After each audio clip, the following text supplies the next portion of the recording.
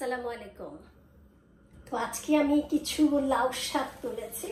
এটা আমার গাছের লাউ শাক। এই অসুস্থ শরীর নিয়েও একটু করেছি, আমি বেশি কিছু করতে পারিনি। তো এই লাউ শাকের একটু ভর্তা করব। আমরা তো সাধারণত ভর্তা খাই যেভাবে বেটে বা ওই যে তারপর পেঁয়াজ, এটা আমি একটু করবো একটু ডিফারেন্ট ভাবে।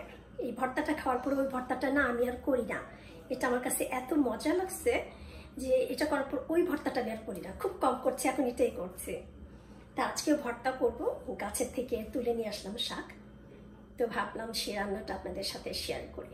চলুন রান্না করি আর কথা বলবো। এখানে আমার আছে লাউ শাক। এখন এগুলোকে আমি বেছে নেব, প্রথমে বেছে তারপর কেটে নেব। তো আমি আগে ডালটাকে একটু আলাদা করে কেটে নেব, ডালগুলো কেটে রেখে তারপরে আমি করবো এটা। আমি কিন্তু ভর্তা যে করবো সেটার সঙ্গে কিন্তু এই ডালগুলো নেবো, আমি আগে এভাবে কেটে রাখছি। আর আমি শাক কাটার সময় কিন্তু আগে ধুয়ে নিই না, আমি এগুলোকে পুরোটা ধুয়ে নিয়ে তারপরে আমি কাটবো। তো এইভাবে আমি এখন সবগুলো শাককে এই ডাল থেকে আলাদা করে একটু করে ছিলে নেব এইভাবে।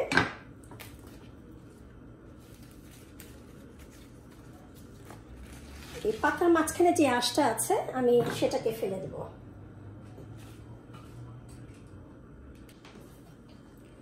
আমার শাকগুলো বাছা হয়ে গেছে, দেখুন ডালগুলো আমি পাতা থেকে সবগুলো থেকে আলাদা করে ফেলেছি।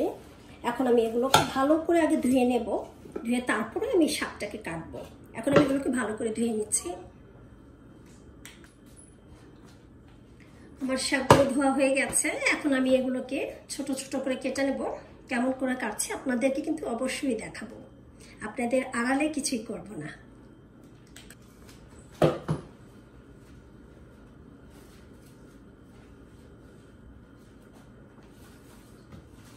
তো আমি এখানে যে পাতা নিলাম কয়েকটা,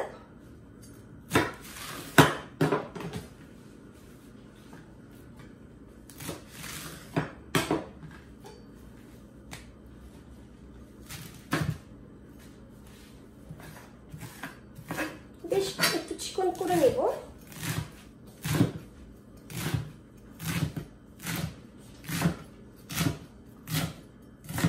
এভাবে আমি এখন সবগুলো পাতা, বাকি যে পাতাগুলো আছে সেগুলোকে কেটে নিব। আমার পাতাগুলো কাটা হয়ে গেছে।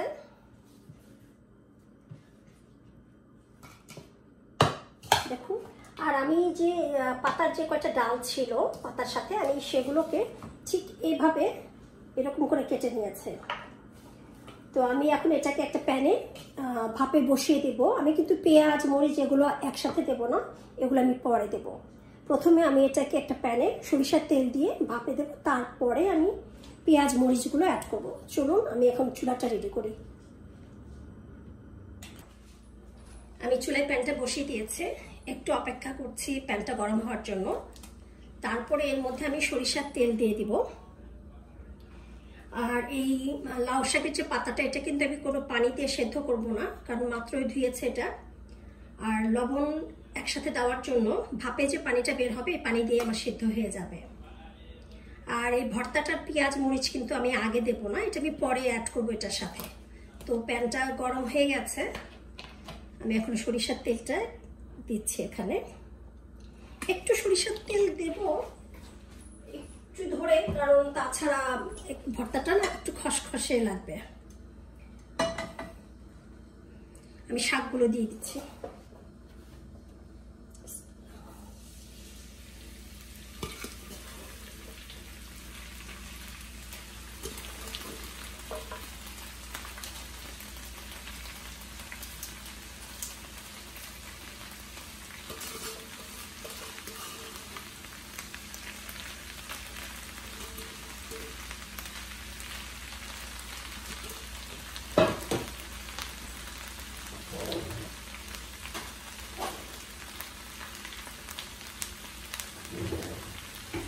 দিচ্ছি লবণ, তারপর এটাকে আমি ঢেকে দেবো।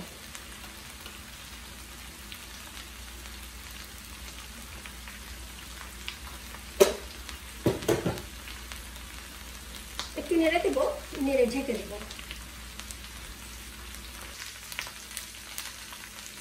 এখন আমি এটাকে নেড়ে দিচ্ছি।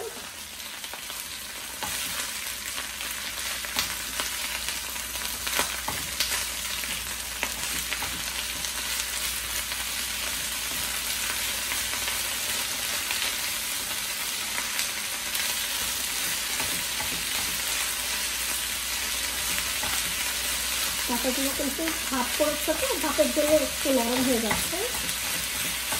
সেদ্ধ হতে একটু সময় নেবে।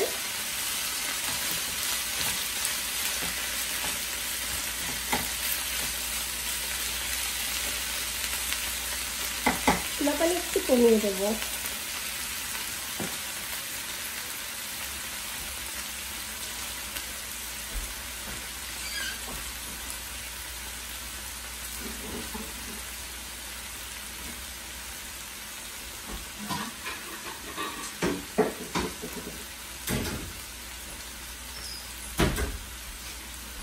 ঢেকে দিচ্ছি।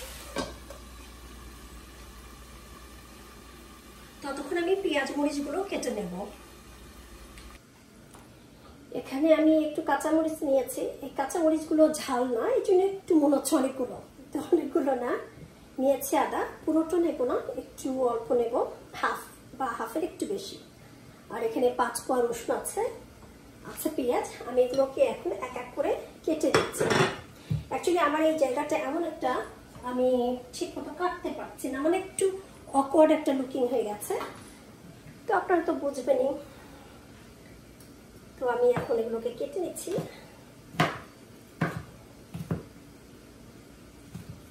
সামনে থেকে দেখলে একটু ভালো হতো, তো দেখা যাচ্ছে নিশ্চয়ই পুরোটা।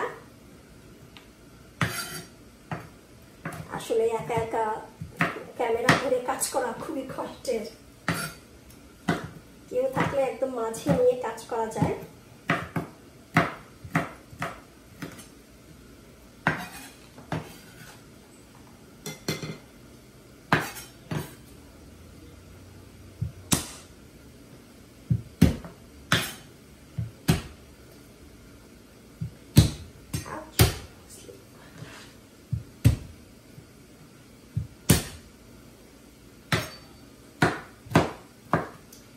রসুনগুলোকে একটু চাপ দেবে, যে থেতো হয়ে গেছে, তো একটা জোরে চাপ দেওয়ার জন্য।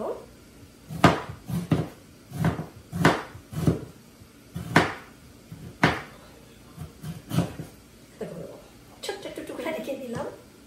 আর এই আদাটা কিন্তু একদম মিশে যাবে না, একটু বড় বড় থাকবে, তো দাঁতের নিচে পড়লে কিন্তু ভালো লাগবে। অনেকে আছে পছন্দ করেন, অনেকে আছে পছন্দ করেন না। যার এমনি এভাবে খেতে সমস্যা, উনি একদম মিহি করে আপনি পাটায় বেটে নিতে পারেন। আমি শাকটা একটু নেড়ে দেব।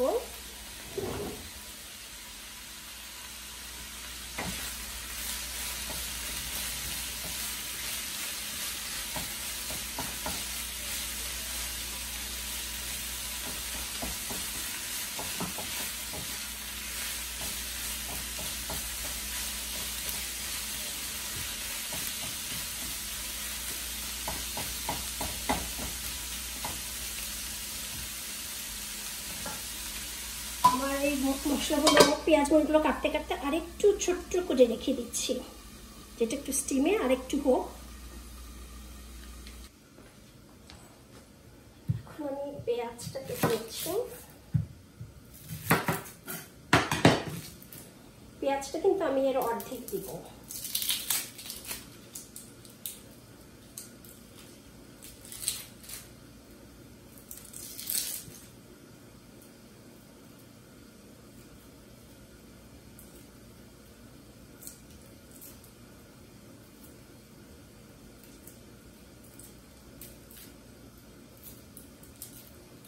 পেঁয়াজের ছালটা ছিলতে অনেক সময় দেয়। আমি একটু ধুয়ে নিচ্ছি পেঁয়াজটা।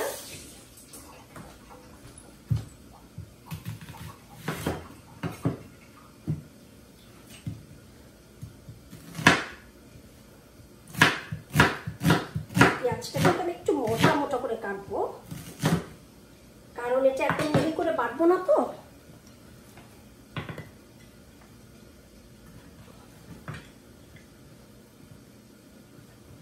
হয়ে গেল। আমার এখানে আপনার কাঁচামরিচ আছে, একটু আদা, একটু রসুন আর পেঁয়াজ।